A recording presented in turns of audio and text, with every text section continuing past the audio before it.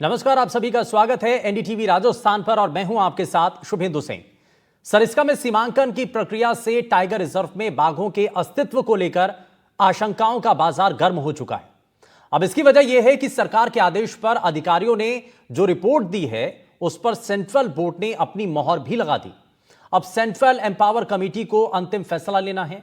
यहां से यह फैसला आते ही बफर जोन को कोर एरिया में बढ़ाने का काम भी शुरू हो सकता है। हालांकि इसमें एक पेच यह भी है कि बिना सुप्रीम कोर्ट के आदेश के यह सब कुछ नहीं हो सकता और विरोध में लोग सुप्रीम कोर्ट जा सकते हैं। लेकिन सवाल यह कि क्या सरिस्का में सीमांकन के बाद बफर जोन को कोर एरिया में बदलना ठीक है? क्या कोर एरिया की कुछ इलाकों को सरिस्का से हटाना सही होगा? इससे बाघों का प्राकृतिक कॉरिडोर क्या खत्म नहीं होगा? अगर खदानें चालू हुई तो आसपास के इलाकों में प्रदूषण तो बढ़ेगा ही, साथ ही बाघों की सुरक्षा के लिए भी क्या यह बड़ा खतरा हो सकता है? आज चर्चा इन्हीं सवालों और आशंकाओं पर करेंगे और उसको समझने के लिए हमारे साथ एक खास और बड़ा पैनल कार्यक्रम में जुड़ने जा रहा है। लेकिन आपको बता दें कि बफर जोन बढ़ने की वजह से आखिर क्या क्या चीजें सामने आएंगी और जो सीमांकन की बात की जा रही है और परिसीमन जो किया जाने की बात सामने आ रही है उसको लेकर के दरअसल राज्य और केंद्र सरकार सरिस्का जंगल के क्षेत्र का दायरा बढ़ाने का जो दावा कर रहे हैं और वहीं दूसरी तरफ विपक्ष इस पर सवाल भी उठा रहा है। अब जरा ग्राफिक्स के जरिए आपको कुछ दिखाने की कोशिश करते हैं। सरिस्का में कितने बाघ हैं? बाघों की कुल संख्या जो है 48 के आसपास है और इसमें 28 में से 26 शावक इसमें शामिल हैं। तो 26 इसमें शावक हैं। बाघों की कुल संख्या 48 है। तो सरिस्का में कितने बाघ हैं? और बाघ क्योंकि बड़ी संख्या में है सरिस्का के अंदर और उनके लिए क्षेत्र बढ़ना चाहिए, उनके लिए इलाके में इजाफा होना बड़ा जरूरी है और क्योंकि संख्या समय के हिसाब से बढ़ती चली जा रही है तो ऐसे में जो बाघ हैं उनके रहने के लिए ये जगह थोड़ी कम पड़ रही है और इसलिए इसमें इजाफा होना चाहिए, ये बात सही है। लेकिन इसके साथ साथ कई और चीजें हैं जिन पर हमें ध्यान रखने की जरूरत है। दरअसल कुछ आरोप ये भी लगते हैं और कई जो लोग हैं वो ये सवाल उठाते हैं पर्यावरणविद की खनन माफिया और होटल कारोबारियों को फायदा पहुंचाने के लिए सरिस्का जंगल से ये छेड़छाड़ की जा रही है। तो क्या ये सही है और अगर ऐसा हो रहा है तो कितना बड़ा नुकसान हमें आने वाले समय में देखने को मिलेगा? इन सभी चीजों को और प्रभावों को समझने की कोशिश करते हैं। कुछ खास मेहमान हमारे साथ कार्यक्रम में जुड़ गए हैं। जरा सबसे पहले आपको मिलवा देते हैं उनसे। हमारे साथ सरिस्का के पूर्व फील्ड डायरेक्टर सुनैन शर्मा जी कार्यक्रम में जुड़ गए हैं। सुनैन सर, बहुत स्वागत है आपका एनडीटीवी पर। हमारे साथ conservation biologist doctor Dharmendra Khandal जी कार्यक्रम में है। धर्मेंद्र सर, बहुत स्वागत है आपका। हमारे साथ वरिष्ठ अधिवक्ता डॉक्टर आदिश सिंह अग्रवाल जी कार्यक्रम में है। सर, बहुत स्वागत है आपका। और हमारे साथ वन्यजीव एक्सपर्ट और कार्यकर्ता अजय दुबे जी हमारे साथ कार्यक्रम में जुड़ चुके हैं। अजय जी, बहुत स्वागत है आपका। लेकिन मैं सुनैन सर आपसे ही शुरुआत कर रहा हूं। ये जो सीमांकन की बात है और जो उसके दायरे के अंदर जो चीजें आ रही हैं, जो बदलाव हैं, इसको हम किस तरीके से देखें? क्या ये अच्छे के लिए हो रहा है? क्योंकि बाहर से देखने में और सुनने में ये लगता है कि भाई बाघों का क्षेत्र बढ़ेगा, बाघों को फायदा मिलेगा, लेकिन अंदर की चीजें क्या हैं? ये तो उस तरह की बात हो गई कि एक जमीन है मेरे पास में, वो 1 लाख रुपए बीघे की है और एक जमीन है मेरे पास वो 1 करोड़ रुपए बीघे की है। आपने कहा 1 करोड़ बीघे वाली एक जमीन की एवज में आपको 1 लाख रुपए बीघे वाली 5 बीघा जमीन दे रहा हूं आपको, तो यू शुड बी हैप्पी कि 5 टाइम्स दे दिया। ये उस किस्म की बात है। ये छलावे के अलावा कुछ भी नहीं है। ये जो एरिया है, जो टहला के साइड में खास तौर से बहुत बड़ा एरिया कम किया गया है, जिसमें कई ब्लॉक्स हैं, जिसमें बरवा डूंगरी है, बलदेवगढ़ है, जयसिंहपुरा है, मल्लाना है, गोवर्धनपुरा है, ये सारे के सारे तिलवाड़ है, ये सारे के सारे वो एरियाज हैं जहां बहुत मेहनत करके 93 में सुप्रीम कोर्ट के आदेश से माइंस बंद कराई गई। तब भी इसी तरह का छल किया गया था। 1980s में माइनिंग डिपार्टमेंट और रेवेन्यू डिपार्टमेंट ने साठगांठ करके बहुत बेईमानी से, छलावे से जो रिजर्व फॉरेस्ट और प्रोटेक्टेड फॉरेस्ट का एरिया, प्रोटेक्टेड फॉरेस्ट का एरिया था, वाइल्ड लाइफ रिजर्व का एरिया था, उसको रेवेन्यू का एरिया बता के माइनिंग उसमें ग्रांट कर दी थी, लीजेस दे दी थी। वो फिर सुप्रीम कोर्ट के इंटरवेंशन से बहुत मुश्किल से उनको कैंसिल कराया गया, बंद कराया गया। अब ये फिर अब उसके अंदर तो कर नहीं सकते क्योंकि वो तो पीएफ हो गया, सुप्रीम कोर्ट का एक आदेश इस तरह का है। उससे जो लगा हुआ जो एरिया है वो लगभग वही बात हो गई। उसमें अब आपको माइनिंग कराना चाहते हैं, जिसमें कि सुप्रीम कोर्ट ने अभी 2024 में बंद की थी, अभी फिर उसको चालू करना है। ये कुचक्र है इसके लिए। आप एक बात और अच्छे से समझिए, ये जो एरिया जो इसके एवज में जो देने की कोशिश की गई है, हम्म। वो सारा का सारा एरिया है जो तालबक्स रेंज से लगा हुआ एरिया है, सीरावास का एरिया है, सेडावास का एरिया है। ये सारा एरिया पूरा बावरिया प्रभावित एरिया है। ये बावरिया वो कम्युनिटी है जिसने कि टाइगर का सफाया हमेशा किया है। सर इस काम में पिछली बार भी जब हुआ 2004 में, वही बावरियों ने किया था। ये वो बावरिया इन्फेक्टेड एरिया है पूरा का पूरा। सीरावास में तो एक बहुत बड़ी पॉपुलेशन को, जिसको विस्थापित किया गया था सरिस्का से 90s में, उस पॉपुलेशन को, सॉरी 80s में, उस पॉपुलेशन को वहां पे बसाया गया हम्म। गुजरों को ले जाके। तो क्यों बसाया गया? क्योंकि वो टाइगर नहीं था। वो एरिया अलवर डिवीजन से लेके वहां पे बसाया गया था। हाँ। आज आप उसको कह रहे हो तो सीटीएच के काबिल है। ये तो आंख में धूल झोंकना नहीं, आंख में ठीक है। मिर्च झोंकने वाला काम है। हाँ। ये बहुत ही गलत है। ऐसा नहीं करना चाहिए। हमारे पास में टाइगर हैबिटाट्स कम है। टाइगरों की संख्या यहाँ बढ़ी है। बहुत लोगों की मेहनत का परिणाम है कि सरिस्का में जो खत्म हो गई थी पॉपुलेशन, उसका रिवाइवल हुआ। हाँ। अब उसके लिए ये टाइगर को बड़ा एरिया देने के नाम पर ये कुचक्र करना बहुत ही घातक है। हाँ। इस ये एग्जाम्पल और जगह भी रेप्लिकेट होगी, ये भी मैं आपको बता दूं, क्योंकि हम्म। ये सक्सेसफुल हो गया। हम तो सोच रहे थे कि अलवर से विधायक हैं, अलवर से एमपी हैं, तो फायदा होगा, क्योंकि दोनों ही मिनिस्टर एक स्टेट में है और एक सेंटर में फॉरेस्ट के मिनिस्टर है। ये तो हाँ। उल्टा ही हो गया। ठीक ये है। अलवर वालों के साथ भी धोखा है। हाँ। मेरा ऐसा आदमी तो बहुत ही छला हुआ महसूस कर रहा। मैं 7 साल डायरेक्टर रहा हूं सरिस्का का। ये तो this is hell of it. ठीक बहुत है। ही खराब स्थिति है, ऐसा कभी नहीं होना चाहिए। आप क्या बता रहे हैं? टाइगर, आप उसकी रिकमेंडेशन देखिए, जो डीसीएफ की कमेटी की जो रिकमेंडेशन है, बड़ी हास्यास्पद रिकमेंडेशन है। उसमें ऐसे एरियाज का वर्णन है जिन एरियाज में आई डोंट नो कौन कितना गया है। हम्म। बहुत ही महत्वपूर्ण, और छीन का जो छोटी छीन का एरिया है, जो इससे बलदेवगढ़ वगैरह से लगा हुआ ऊपर का एरिया है, ये नीलकंठ के ऊपर का एरिया है। मेरा तो सारा छाना हुआ एक एक इंच उसका। हाँ। इतना ठीक है। इंपॉर्टेंट पोटेंशियल लेकिन जो एरिया है ये। मतलब कहने का मतलब यही है, वहां जो से वहां दिखने में से लग रहा टाइगर है, नीचे के साइड में जाता है। जो दिखने में लग अब रहा है वो वैसा है कॉरिडोर भी नहीं खत्म असल कर में। देंगे आप। और इसीलिए सवाल भी उठ रहा है। मैं वापस लौटता हूं सर आपके पास। धर्मेंद्र खांडल जी भी हैं हमारे साथ।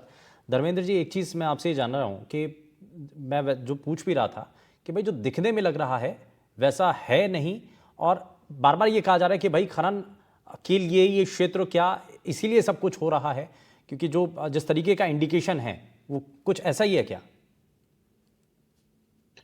देखिए, पहली बात तो सुनैन शर्मा जी ने बहुत स्पष्ट शब्दों में सब कुछ समझा दिया। इसके आगे कुछ बात बचती नहीं है।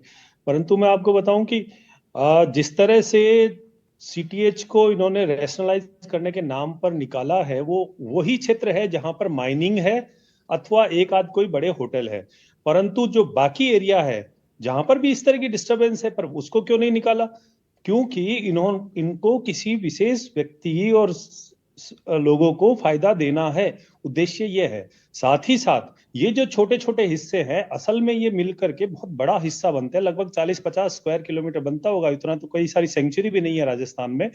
और ये अपने आप में सरिस्का के पास होना ये बहुत बड़ी बात है। इन छोटे छोटे एरियाज को आपस में इस्तेमाल करके बाघ जो है एक एरिया से दूसरे एरिया में, ये इंटरनल कॉरिडोर्स है। ये कॉरिडोर ऐसा नहीं है जो हमें बाहर जोड़ता है, परंतु ये सरिस्का को आपस में एक दूसरे से जोड़ता है। ये अगर हाथ से चला जाएगा तो वहां पर मैन एनिमल कॉन्फ्लिक्ट बहुत बढ़ेगा। हाँ। वो क्षेत्र जो है आज लेपर्ड से भरा पड़ा है।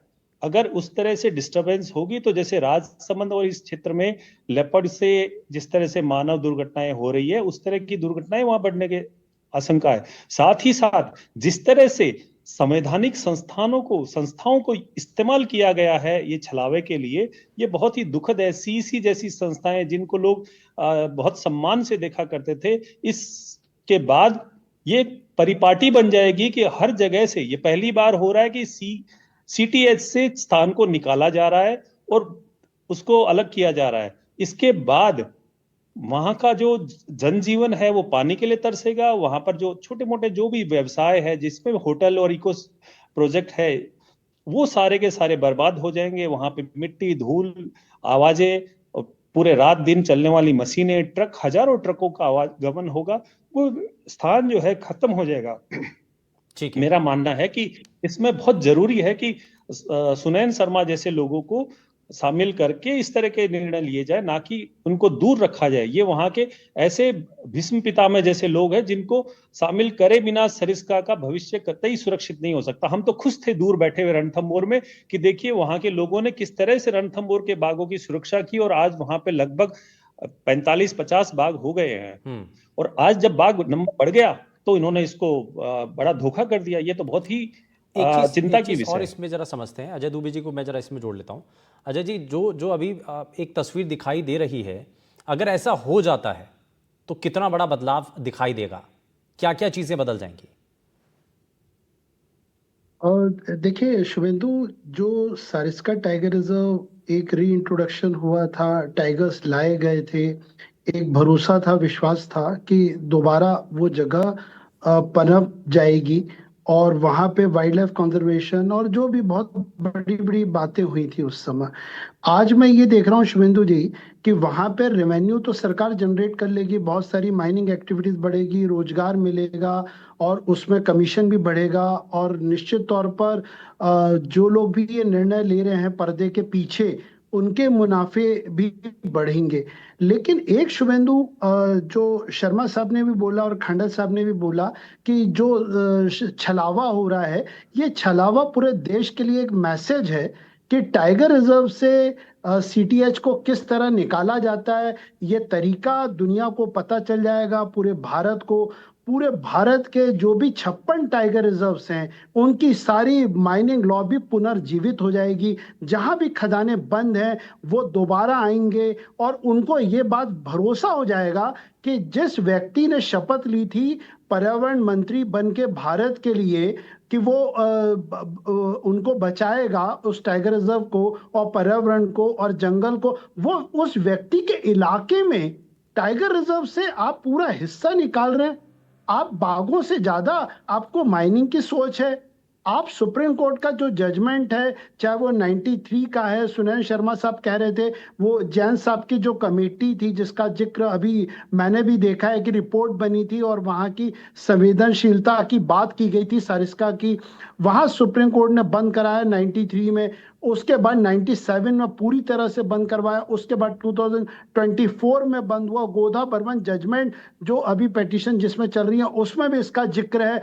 यदि एक केंद्रीय मंत्री जिस इलाके से हैं वहां पर यदि खदानें खोल दी गई टाइगर रिजर्व की, तो पूरे भारत के टाइगर रिजर्व में संकट आ जाएगा। हम लोग इसको केवल सरिस्का के तौर पर नहीं लेते हैं, हम इसको लेते हैं कि पूरे भारत के टाइगर रिजर्व के लिए संकट का यह संदेश है। राजनेता जंगल से ज्यादा खनिज की तरफ बढ़ रहे हैं और ये मुनाफाखोरी, ये लालच, निश्चित तौर पर आज उनकी ताकत है, सत्ता है, लेकिन कहीं ना कहीं प्रकृति इसका दंड देगी। ठीक है, मैं इसमें आदिश जी अग्रवाल जी को जोड़ रहा हूँ, वरिष्ठ अधिवक्ता हैं। सर, मैं इसमें एक चीज़ जानना चाह रहा हूँ। ये तो नज़र आ रहा है कि भाई इसमें जो दिखाई दे रहा है वो वैसा तो है नहीं, लेकिन अगर सीमांकन के जरिए अब कोर्ट या कानून का इसमें अगर सहारा लिया जाए तो क्या उपाय इसमें हो सकता है? देखिए, अगर जो यहाँ बातें आई हैं किस तरह वायलेशन होगा, माइनिंग होगी, ये अलाउड नहीं है। और अगर कोई करता है, ये नहीं कि ये केवल जो ये एरिया है टाइगर रिजर्व सरिस्का में यहीं पे माइनिंग मना है और जगह भी मना है, और कोई वायलेशन करेगा तो वो उसके खिलाफ शिकायत हो सकती है, पुलिस में हो सकती है, हाई कोर्ट में पीआईएल डल सकती है और सुप्रीम कोर्ट में डल सकती है। इस तरीके से बिना कुछ हुए अभी ये अंदाजा लगाना ये बहुत गलत है। कोई भी वायलेशन गवर्नमेंट को देखना होता है, कौन सा एरिया किस उसमें रखना है, ये गवर्नमेंट की विजडम है। अगर इससे किसी को गलत लगता है कि कानूनन ये नहीं हो सकता, उसको चैलेंज करा जा सकता है। नहीं, इसमें एक चीज़ और है सर, आदिश सर, कि आज भी जिन जगहों पर तय सीमा पर जितना खनन करना चाहिए क्या उतना हो रहा है, और अवैध रूप से खनन की तो राजस्थान से कई तस्वीरें सामने आती हैं। खनन की बात अलग है और अवैध खनन का परिवहन जो है वो अलग है, उसमें भी कितना बड़ा घपला चलता है वो सबके सामने है। और क्या एक्शन होता है, कितना एक्शन होता है, वो भी तस्वीरें सभी के सामने है।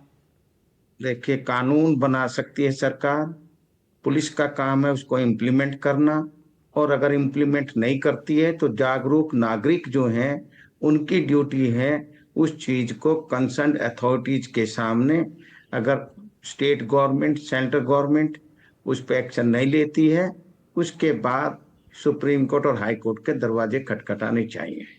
बिना कुछ हुए चोरी होती है, चोरी करना जुर्म है, फिर भी चोरी होती है। उसका इलाज ये है कि भाई उसके खिलाफ प्रोसिक्यूशन हो, उनको कन्विक्शन में अल्टीमेटली वो केस आए। तो केवल कि भाई सरकार ये नहीं कर सकती, इलेक्टेड सरकार का काम है सोचना। अगर वो कानून के अंतर्गत काम नहीं कर रही है तो उसके खिलाफ शिकायत करके, और गवर्नमेंट ऑफिसर्स नहीं मानते हैं तो कोर्ट मानेगी। ठीक है, जंगल इसलिए क्षेत्र कि का कुछ दायरा बढ़ाने आदमियों के लिए को जो ये कुछ किया जा लगता रहा है है। कि इस तरह गड़बड़ होगी, इसलिए कुछ ना करा जाए, वो चीज नहीं होगी। ठीक है सुरेंद्र सर, अगर जंगल क्षेत्र का दायरा बढ़ाने के लिए जो तस्वीर है, अगर ऐसा ही है और हम पहले से ही एज्यूम कर रहे हैं सिर्फ कि ऐसा हो जाएगा या ऐसा हो सकता है, तो क्या क्या ये गलत है? और दूसरा, हम तो क्योंकि शुभेंदु आधार भी जी, मान रहे हैं ना, जहाँ पर अभी भी खनन के लिए पट्टे खोले जाते हैं वहाँ पर तय सीमा में तो होता नहीं है, उसमें तो एक्सेस में कूद शुभेंदु चलता जी, रहता है। अग्रवाल साहब तो ये फरमा रहे हैं कि सरकार जो चाहेगी वो करे और करेगी, उसके बाद में देखिएगा आप। हम लोग काय के लिए, एनवायरमेंटलिस्ट किस लिए, कंजर्वेशनिस्ट किस लिए, बात किस लिए करनी है? यार किसी को नहीं करनी है बात, फिर नहीं करनी है तो इस डिबेट का भी क्या मतलब हुआ? सरकार के पैरोकार बन के आप ये बात कह रहे हैं। मैं तो एक कंजर्वेशनिस्ट बात कर रहा हूं, वहां का 7 साल डायरेक्टर रहा हूं, मुझसे ज्यादा आप थोड़ी समझ रहे हैं। मैं समझ रहा हूं ना कि ये क्या है। इसका मतलब ये it is a death nail to the coffin of Sariska. It is like this. Agarwal साहब ने कितना देखा है, प्लीज मेहरबानी करके देख के आइएगा सर इसका, तब समझ में आएगा आपको। मैंने ये केस सुप्रीम कोर्ट में लड़ा है, इसलिए मैं जानता हूं इस चीज को। ये अपने पास में आप ये तय कर लीजिए कि हमको टाइगर रिजर्व्स जैसे नेचर रिजर्व्स रखने हैं कि नहीं रखने हैं, ये हमारी प्रायोरिटी है कि नहीं है। अगर हमारी ये प्रायोरिटी नहीं है तो ठीक है, आप माइंस कीजिए, कुछ भी कीजिए। आज आपने कोर से बफर में किया है, क्रिटिकल टाइगर हैबिटेट से आपने बफर में किया है, कल आप उसको भी हटा दीजिए, क्या दिक्कत है? आप कह दीजिएगा सरकार इज ऑल पावरफुल। अफसर नहीं कर रहे हैं, अफसर कौन करेगा? ये कोई अफसर नहीं करता है। They are all technically sound people, I know. ये तो सरकार कर रही है। हमारा तो विरोध इस बात का है कि सरकार की नीति में ये कैसा परिवर्तन है जिसमें कि टाइगर की डेथ लिख रहे हैं आप। ये इतना इंपॉर्टेंट रिजर्व, आप ये टेला का एरिया कभी आप देखिए जाके, आपको मालूम पड़ेगा कितना इंपॉर्टेंट एरिया है ये। इसकी सारी कनेक्टिविटी आगे जाके आपका दौसा का जंगल, दौसा से लाल सोट का जंगल, सवाई माधोपुर का जंगल, अल्टीमेटली रणथंभौर का। बात तो रात दिन हम लोग करते हैं कॉरिडोर की, ट्रांसलोकेशंस की, फ्री मूवमेंट की। यहाँ क्या कर रहे हैं? यहाँ तो अपने ही घर में कैद किए दे रहे हैं उसको। ये कोई जेल थोड़ी है जिसमें कि टाइगर को बंद करके आप रख देंगे। Tiger is a free ranging animal, उसको बड़ा सा एरिया चाहिए। सुप्रीम कोर्ट कहता है कि आपको वहां पर सेफ्टी जोन चाहिए। तो सेफ्टी जोन की बात हो रही है या ये हो रहा है कि कोर को भी आप कम करके बफर में कन्वर्ट कर दें? तो उल्टा ही हो गया ना। तो ये मेरी चिंता ये है, और दूसरे अपने जो पैनलिस्ट बंधु हैं वो भी समझ रहे हैं इस बात को, और उन्होंने कहा खुलासे के साथ में यही स्थिति है। और ये छलावे के अलावा कुछ नहीं है। आपने कहां से डेडिकर का एरिया निकाल के दे दिया, सीरावास का, सेडावास का, वो कौन सा एरिया है? अगर कोई ऑफिसर अगर ये कहे कि साहब ये टाइगर के लिए उपयुक्त एरिया है, उससे ज्यादा क्या कहा जाएगा बताइए। और क्या इसमें तो मैं एक चीज़ और जोड़ रहा हूँ, मैं इसमें धर्मेंद्र जी को भी जोड़ रहा हूँ।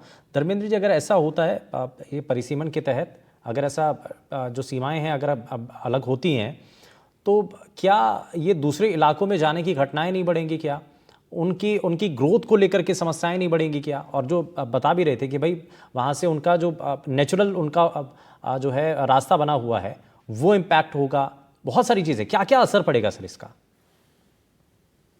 देखिए, एनवायरनमेंट पे इसका गहरा असर पड़ेगा। एक तो वहां पे आसपास तालाब है, आसपास जो है अच्छे अच्छे पहाड़ा है, जिस पहाड़ियों पर बाघ के अलावा बघेरे और इस तरह के प्राणी भी रहते हैं, हाइना रहते हैं, इस तरह के कई सारे प्राणी रहते हैं। जैसे ही हम सीमा को पीछे खिसकाएंगे वहां पर माइनिंग को लीगलाइज किया जाएगा। ये इलीगल माइनिंग की बात नहीं है।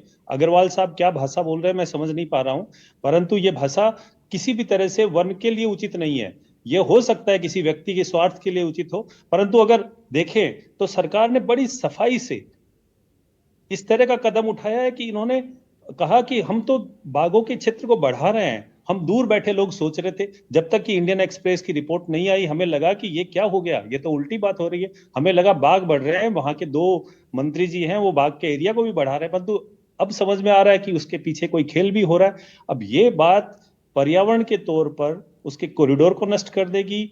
कॉरिडोर के अलावा अंदर जो वाइल्ड लाइफ रह रही है उनको इंपेक्ट करेगी, वहां पर जो प्रे एनिमल है उनको इंपेक्ट करेगी, साथ ही साथ लोगों के जीवन को इंपेक्ट करेगी। इसके बहुत गहरे दुष्परिणाम होंगे, जिसके कारण सरिस्का का जो डेवलपमेंट है वो पूरा का पूरा रुक जाएगा। आज जो है टेला का डेवलपमेंट इको टूरिज्म और इस तरह से बहुत अधिक हो रहा है। हमें लग रहा था कि ये दिल्ली के नजदीक होने के साथ साथ इसका एक बहुत बड़ा फायदा वहां के स्थानीय समुदाय को मिलेगा, और ये बहुत ही सुखद था देखना। किसी भी पर्यावरणविद का, ये पर्यावरणवादी लोगों का ये देखना सुखद था कि वहां पे बाघ बढ़ रहे हैं, वहां पे इको टूरिज्म की चीजें बढ़ रही है और लोग जो है एक समरसता से रह रहे हैं। परंतु अब लगता है कि ये कैसे होगा, क्योंकि इसमें तो इतनी माइनिंग आ जाएगी, वहां पे इतने ट्रोले ट्रक और रात दिन माइनिंग होगी, और वहां पर अगर आप जाके देखेंगे तो 100 200 फीट गहरे वहां पर खड्डे हैं जिनमें से माइन करके पत्थर निकाला अच्छा, और गया है। हम आज बार तो बार वहां जिस बात को लेकर के धर्मेंद्र सर अंदेशा भी जताते हैं कि भाई इधर आपका कोर एरिया है या इधर टाइगर है, और आप पास में ही अगर वहां पर खदानें खुल जाती हैं और वहां पर अगर खनन होने लगता है तो ब्लास्टिंग और इन सब से कितना जीवन प्रभावित होगा, इधर उधर भागने की जो संभावना है वो ज्यादा बढ़ेगी क्या? बिल्कुल, बाहर निकलने की जानवर की संभावना बढ़ जाएगी। हम इस तरह का घटनाएं राजसमंद के आसपास देखते हैं, जहां पे माइनिंग होती है मार्बल और ग्रेनाइट की। वहां पर जिस तरह से लेपर्ड और ये सब प्राणी है विचलित होकर के जिस तरह से अटैक करते हैं, वो हम रात दिन देखते हैं। इसी तरह से यहाँ पर ह्यूमन वाइल्ड लाइफ कॉन्फ्लिक्ट कई गुना बढ़ जाएगा, और ये जो है इन जीवों के जीवन पर बहुत बड़ा संकट आने वाला है, मैं ये कह सकता हूँ। और ये वहां पर जो लोग हैं वो भी हो सकता है कि वो एक बार सोचे कि उनको तत्कालिक कोई लाभ मिला है, परंतु उसका गहरा नुकसान उनको भविष्य में उठाना पड़ेगा। और ये जो है हमारे लिए सरिस्का एक बार शर्म का कारण बन चुका है। ये पुनः ऐसा ही कारण इस राज्य के लिए बनेगा कि जिस तरह से हमने इसको आगे बढ़ाया और आज ये नुकसान हो गया। मैं इसमें अजय जी को जरा जल्दी से जोड़ता हूं। अजय जी, एक चीज इसमें ये तो राज्य सरकार की तरफ से प्रस्ताव जिस पर अब सीईसी अगर मोहर लगा देती है तो ये सब कुछ फाइनल हो जाएगा, लेकिन क्या बदलाव इसमें होना चाहिए? बेसिक चीजें क्या होनी चाहिए? नहीं, मेरा तो ये बिल्कुल स्पष्ट तौर पे आपके माध्यम से यदि सरकार इस कार्यक्रम को देखे, तत्काल इस प्रस्ताव को निरस्त करे किसी भी दिशा में। आज हमारे बीच डिबेट में अग्रवाल साहब आप सुनिए, हमारे सुनील शर्मा साहब जो हैं 7 साल सरिस्का में रहे, सुप्रीम कोर्ट केस लड़े। आप उनको ध्यान से सुनिए, ये बर्बादी का दस्तखत हो रहा है। हर आदमी कोर्ट जाके लड़े, ये संभव नहीं होता है। एजम्पशंस की बात नहीं है। आप कोर एरिया को खत्म करके बफर ला रहे हैं, अरे फिर इको सेंसिटिव जोन का मतलब क्या हुआ? सारी चीजें बर्बादी की तरफ जा रही है। और खंडर साहब ने कहा है कि जो पुराना एक कलंक था वो दोबारा लगने की फिर वक्त आ रहा है। शोर शराबा, तबाही, हर्बीवोर आपके जितने सब अस्त व्यस्त होंगे, ग्राउंड वाटर आपका पोल्यूटेड होगा, वहां पे एयर पोल्यूशन होगा, बहुत सारी चीजें। केवल जहां पे इतने बड़े पैमाने पे अवैध खनन होता है वहां जंगल की कटाई भी होती है। कोर की कोई मर्यादा नहीं रह जाएगी। और मैं निश्चित तौर पर आज आपके माध्यम से कह रहा हूं कि इस पर बहुत जल्दी सुप्रीम कोर्ट में याचिका भी प्रस्तुत होगी। और ये केवल सरिस्का का मामला नहीं है, फिर मैं कहूंगा ये पूरे भारत को ये दरवाजा खोल दिया भूपेंद्र यादव साहब ने। ठीक है, अब इसमें बहुत सारी चीज़ें राज्यों की तरफ से अगर प्रस्ताव गया है और उसको मंजूरी भी मिल गई सेंट्रल की तरफ से, अब सीईसी के ऊपर निर्भर करता है कि क्या वो इस पर विचार करते हैं या इस प्रस्ताव को निरस्त कर देते हैं। खैर, राज्य सरकार अगर भेज रही है और इस पर ऊपर से भी मोहर लग चुकी है तो कितना इसमें रुकावट की संभावना है वो सब जानते ही हैं। लेकिन अपनी तरफ से हमारी कोशिश यही है कि हम इसको लेकर के अगर कहीं कुछ गड़बड़ है या कहीं आशंकाएं कुछ और नजर आती हैं तो उस पर सवाल जरूर उठाएं। बहुत शुक्रिया सभी खास मेहमानों का कार्यक्रम में शामिल होने के लिए, अपनी सार्थक बात रखने के लिए और इस चर्चा को भी सार्थक बनाने के लिए। लेकिन बाघों के संरक्षण के लिए जो प्लानिंग है उसके अंदर नीति और नीयत बिल्कुल साफ होनी चाहिए, और जंगल को बचाना है तो उसके बारे में ही सोचना होगा। रुकने एक छोटे से ब्रेक के लिए कहीं मत जाइएगा, बने रहिए एनडीटीवी राजस्थान के साथ। नमस्कार।